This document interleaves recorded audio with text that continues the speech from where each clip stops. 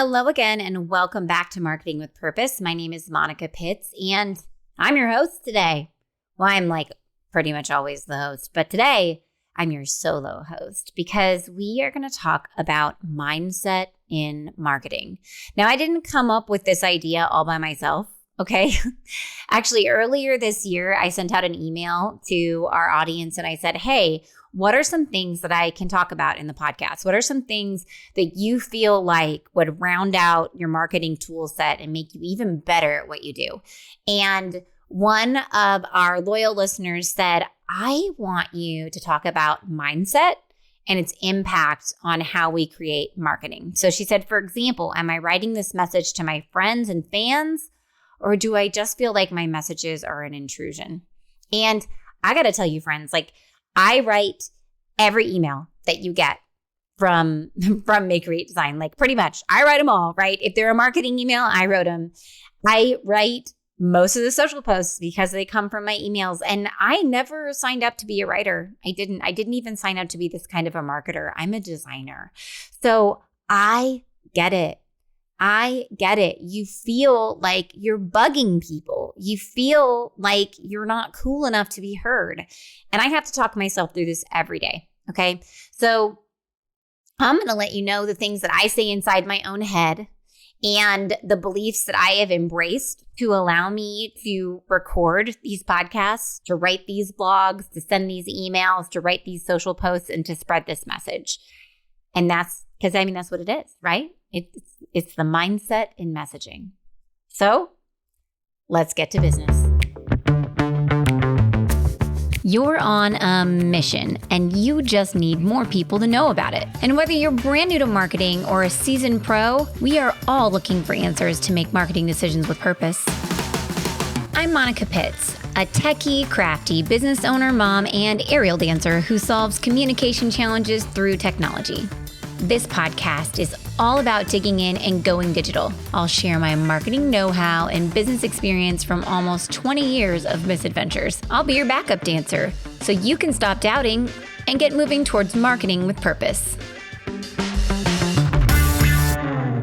Mindset in marketing is tricky. It's tricky because I feel like it funnels through into everything that you do. Like if a designer doesn't like a business that they're working for, if they don't like the concept of the business or they're not excited about it, I can see it right away in their designs. They come back to me and I'm like, this is not awesome, okay? And I feel like some of us, we're marketers, but maybe we weren't ever trained to be social media marketers. Maybe we don't even like social media. We weren't trained to be email marketers. We weren't even really trained to be writers. We were trained to think like marketers and solve problems and help people connect and communicate. And so then when it comes to actually doing the actions of making the messaging, you can get really bogged down in it because at the root of the challenge, you might literally think that you're not good at it or you're not good enough to do it. And that could also funnel out into the way that you perceive your audience is interpreting your messaging. Like they don't want to hear it or they're not interested in it, right? You're just bothering them. So I think the first thing that we have to understand is mindset in general, right? So where it comes from, it might come from not understanding what you're doing or being in a learning curve, but it also can come from like you as a person and how you perceive the world around you. I always like to go to glass half full, glass half empty, right? In my house, we're half and half. Half of us are glass half full. Half of us are glass half empty, okay? So I'm a glass half full girl. So I guess that would translate into a growth mindset. So I embrace challenges. I believe that my effort, that me trying hard is the path to me developing my abilities and it dictates my success. So I'm in control of this. I can always learn new things. I can always get better. And that's a growth mindset. That's my glass half full. My 9-year-old and I, we're glass half full girls, right? And then we have half empty. And that's more like a fixed mindset. They avoid challenges because they believe that their abilities are unchangeable. It leads to like a fear of failure for them. And I'm really, really working on this mindset with my 12-year-old. She has been a glass half empty girl for a really long time, and it's been really fun this year because she started running cross country. Now, I'm a runner. My husband, he's a runner, and he was actually a really successful runner all the way through college. So as she's running, and I'm like running with her, she is like, Mom, every time that I go down a hill, it means I have to go back up it. Ugh, I'm so tired. The whole time she runs, she's like, I'm so tired. Oh, it's so hard. I'm so tired. And so with every time that we run together, I have another conversation with her about that mindset, because her mindset is what's going to hold her back or make her successful as a runner. It's you and the earth and the other people around you. And that's it. That's the only thing, right? So when she takes this half empty approach and thinks, every time I run down a hill, which for me, I'm like, every time I run up a hill, I get to run down a hill. That's awesome. And for her, she's like, every time I get to run down a hill, I have to run back up it. Do you hear the difference there?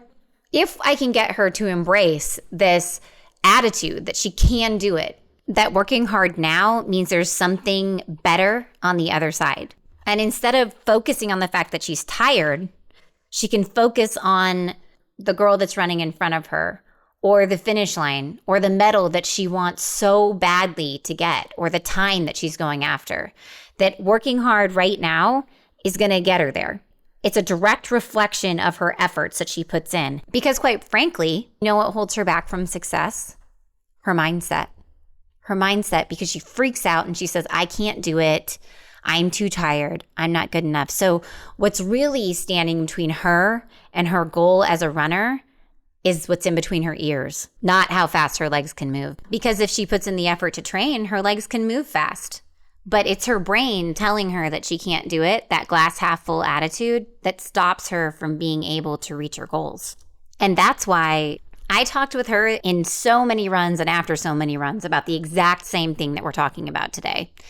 And once she implemented it while she was running, she went from literally crying and screaming while she was running because she was so angry at me for encouraging her to keep going, and crying throughout her meets and walking and just not performing the way that she wanted to. She said she was embarrassed when she went to school because her friends would ask her how she did, and she would have to tell them that she did not do what she wanted to do.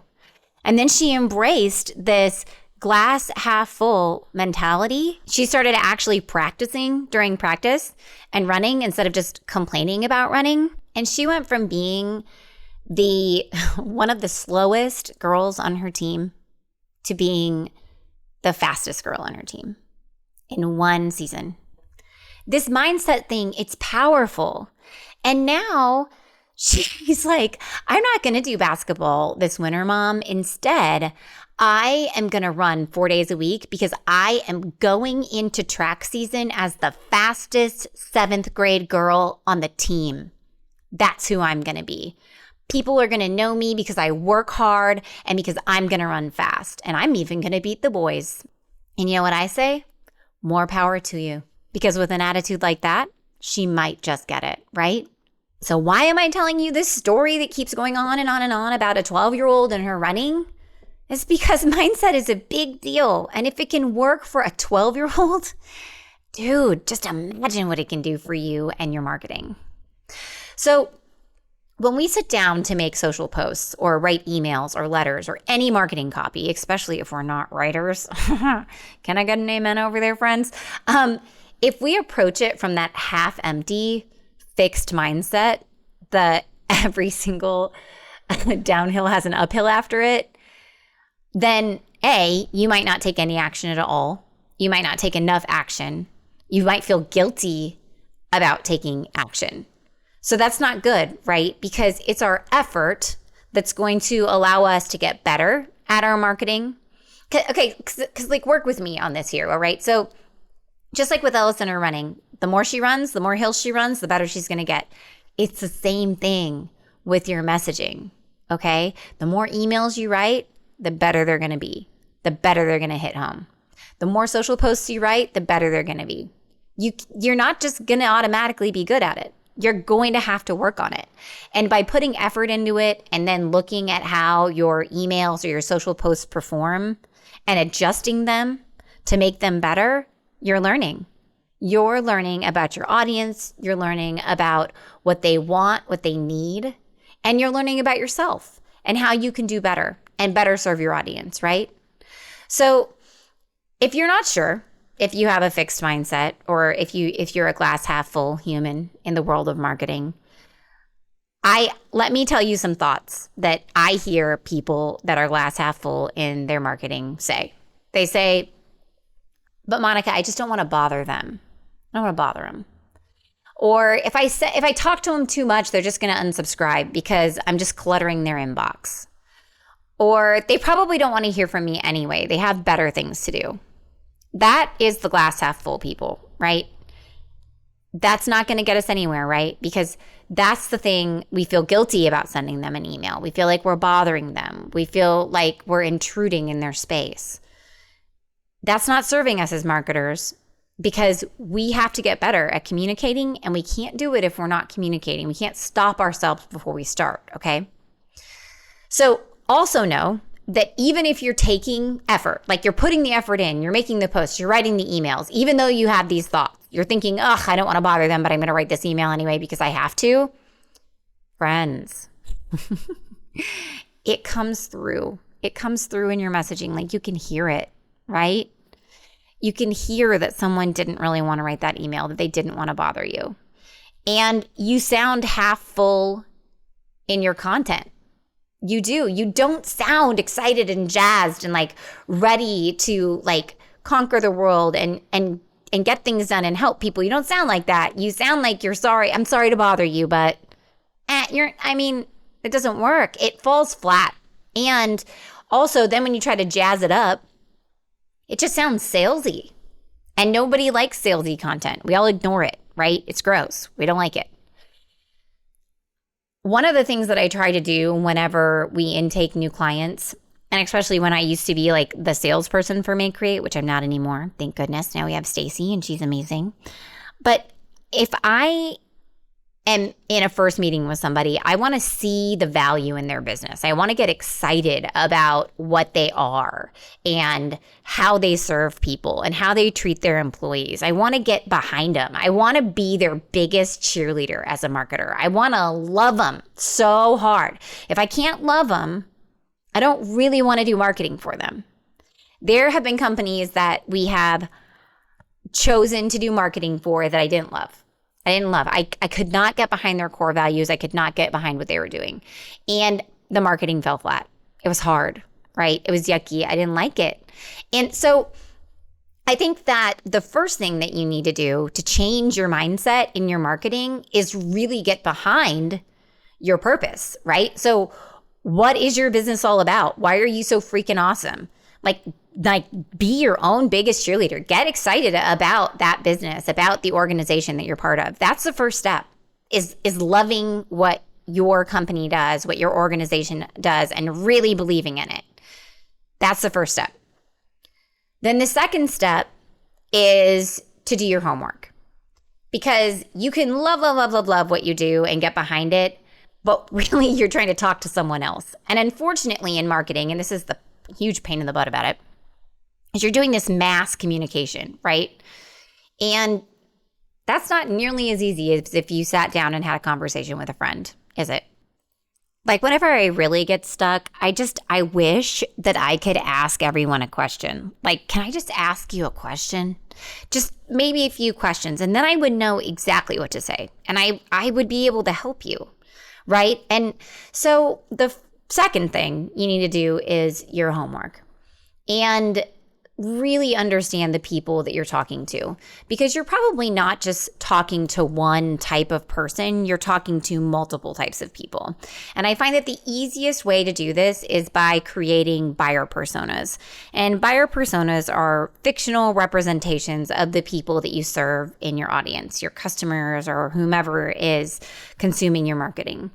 And you create these buyer personas by doing research, having conversations, and just really understanding the people that you're trying to talk to.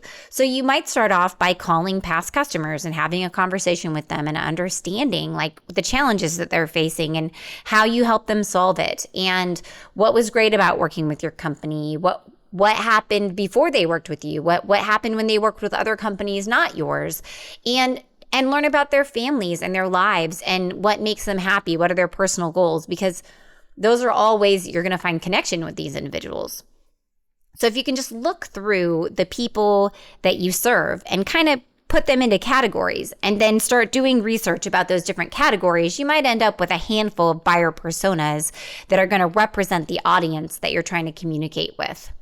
And then whenever you're feeling lost, you can go back to those buyer personas. They're like your friends, really. I name them, okay? I have names. So whenever I am writing and I'm just feeling gross, I literally have a person that I'm writing to. I write to Katie most of the time. And Katie is a marketer. She might work for a nonprofit or a construction company. Sometimes she's just an office manager that got stuck being a marketer. But Katie's really smart and she's awesome and she's motivated. And I talk to Katie all the time to try to help her solve her problems, okay? So Katie is my person that represents that buyer persona for me. You won't just have one, you'll have multiple. And once you do your homework, you can kind of see where those people intersect and where their values intersect. And those are the things that you can focus your messaging on, so that way you can make sure that you're having a valuable conversation with people. Your messaging does not need to connect with everyone. It only needs to connect with the people that you're trying to reach, okay? So I think that's one of the tricky things, and that's how we end up sounding salesy and like, yucky marketers, is because we're trying to talk to everybody at the same time, and we're just trying to combine all the messaging into one big message. So just stop that. Just write to one person. Just write to Katie and do your homework and make those buyer personas. And then you're going to feel better. You're going to feel better about it because you did that homework. You put that effort in, and you can rely on that effort to be able to take you to the next step. Okay. By making those buyer personas, you can move on to the next thing, which is a mindset shift. Okay. So instead of thinking about your audience as just numb faces in the void, or people who don't want to be bothered, people who are just people, or people who subscribe to your list under pressure, right? You have to think of them as your friends. They're Katie. They're not just some random person. They're like a person that you know, right? You had these conversations with your audience. You know who they are. You know what they need. You know how to talk to them, right? You're talking to them. Actual people. They're your friends and they need you. They need you to keep them updated. They need you to help them solve their problems. They choose to hear from you, okay? So whenever you're in that pattern and you're thinking, I don't want to write this, people don't want to hear from me, just remember that these are your friends. They need you, and that they choose to hear from you, or they wouldn't be on your list. They wouldn't have followed your page. They wouldn't have subscribed, right? They wouldn't be. And then as you're encountering these thoughts that don't serve you, right? These glass half full thoughts, like, I don't want to bother them. Instead, think to yourself, if I don't tell them what's going on, how will they know? I say that to myself all the time. I'm like, another email. They don't want to get another email from me. But then I think, if I don't tell them what's going on, how will they know? How will they know that we're doing a workshop that could potentially solve their problem if I don't tell them, right? It would be a disservice to them if I did not tell them. I tell myself I'm here to help solve their challenge, and they can solve it faster with my help. So you can say the same thing, right? You are helping people solve their challenges faster by communicating with them. That's powerful. You are doing an important job, friend. Don't let I don't want to bother them stop you from giving them what they need to solve their problems. That's what you're doing. That's what you're doing in your messaging. And if that's not what you're doing, then you need different messaging, right? You can shift. You don't have to be a salesperson. You can be a problem solver. That's what people want. They want help solving their problems, no matter what you offer, right? And what you're going to do if you're saying, I don't want to bother them, is you're going to remind yourself that you offer value.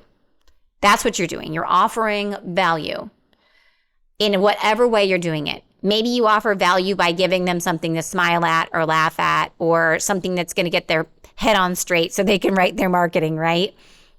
Or maybe you're saying, I help them solve their problems. Or if I don't tell them, who will, right? But you offer value. Embody that, okay, friends? Instead of thinking, I don't want to bother them, know that you offer value, because you do. Instead of telling yourself they're just going to unsubscribe, what I say in my head when people unsubscribe is, if they don't like what I have to say, then I don't want to bother them. It's their loss, okay? And I hear this a lot, especially from my nonprofits, especially near year-end giving time, because I have for years helped my local nonprofits run a year-end giving campaign called Como Gives, and it's partnered with the Community Foundation. They do so much work for this. What we do is we do the website, and for years we also did marketing training with them. And they would say, Monica, I send these emails that you tell me to send, and all these people unsubscribe, so I don't think I should send them. And here's the deal, though. Do you offer value all year long? Do you talk to them all year long? Because if you don't, and the only reason that you're contacting them is to ask them for money, then they might unsubscribe. Yep, they could do that. And when I write the emails on behalf of the campaign, I write them from such a place of love and thankfulness for all these people that help the nonprofits in my community, and thankfulness for the nonprofits in my community and all the amazing things that they do for us. If people don't like to open emails and hear about how amazing they are, then they can unsubscribe. That's fine. That's absolutely fine, okay? But I wrote them from a place of love, from a place of value, from a place of purpose, and you can do the same thing. So then when people don't subscribe, or when they unsubscribe, it's okay. It's okay. It's literally their loss. If they don't want to hear that they're amazing in the emails, that's their loss, right? It's totally their loss. It's not yours. It's okay. You just need the people who want to be with you.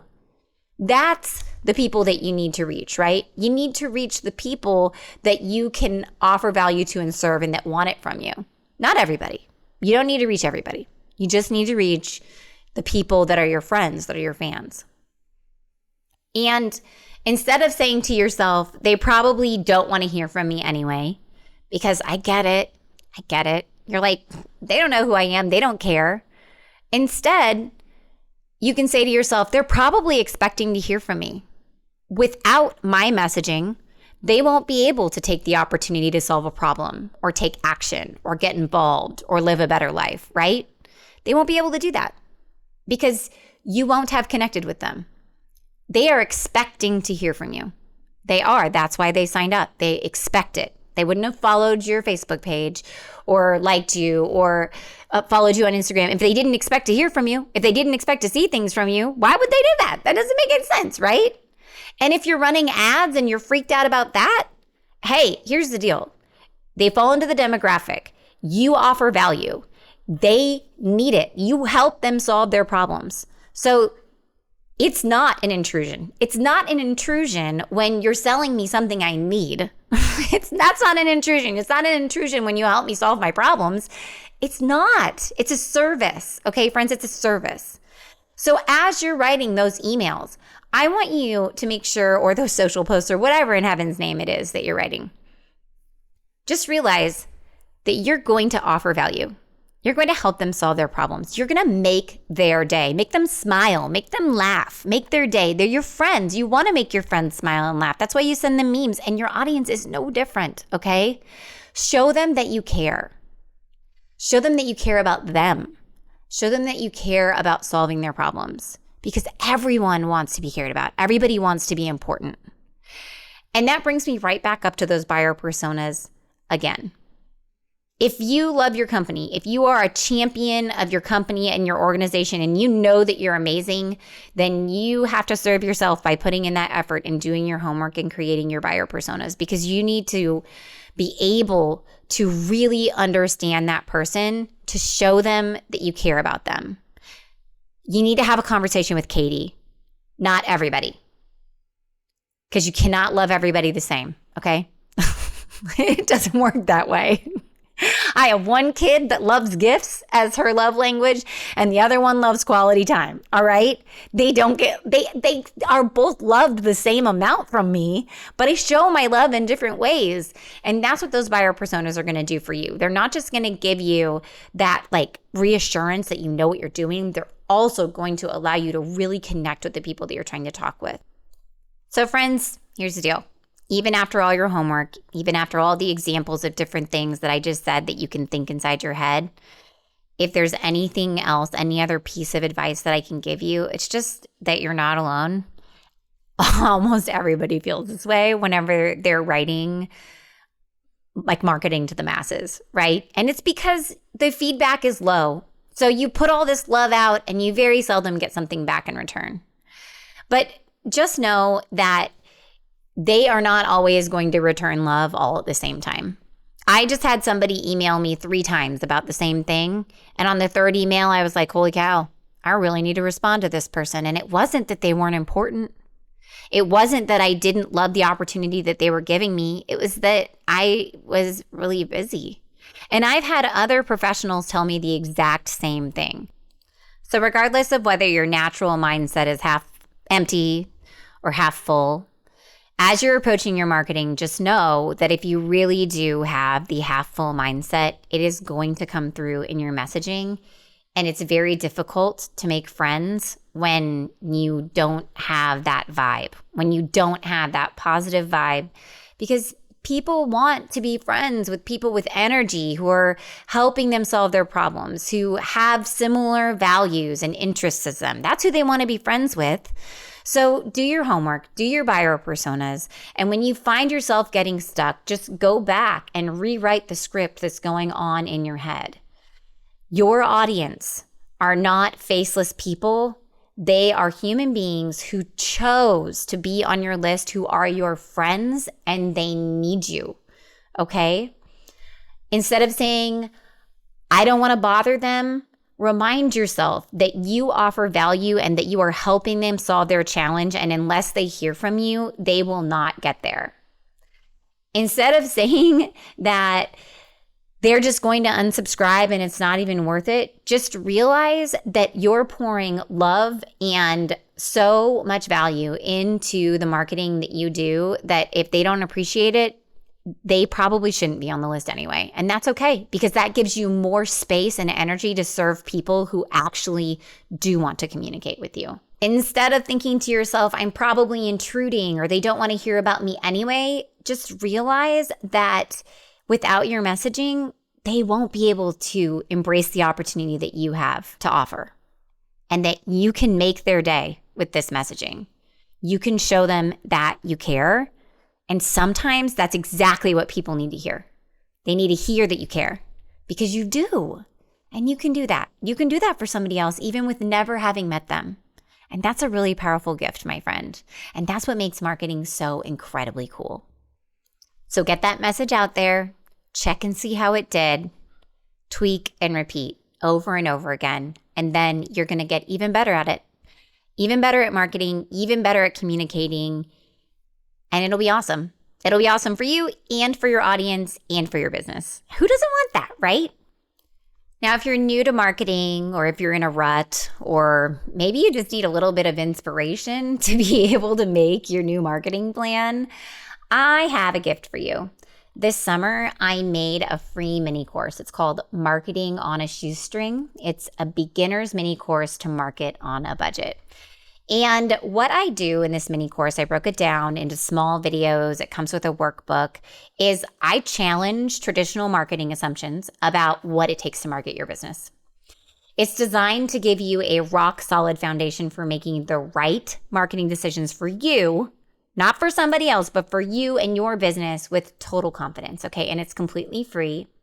So go on over and check it out. It is at youmaykreate.com. That's YOUMAYE create, CREATE.com. And then just click on Marketing on a Shoestring. It'll be right there for you. And like I said, it's free. Check it out. It'll give you ideas. I promise it'll give you that. And it'll give you some decision-making parameters, because I think that's the trickiest thing when you're planning your marketing is sometimes it's just like this flood of ideas and you don't even know. Or there's no ideas at all. So I'm not going to flood you with a billion ideas. I will give you some ideas, but I'm not going to overwhelm you. Instead, my goal is to give you what you need to be able to make decisions as ideas are thrown at you as to whether those ideas will actually work and come to fruition for your business. So check it out at youmaycreate.com. It's a free marketing on a shoestring mini course. And with that, friends, that's all I have for you today. I appreciate all your time. And yeah, until next time, go forth and market with purpose.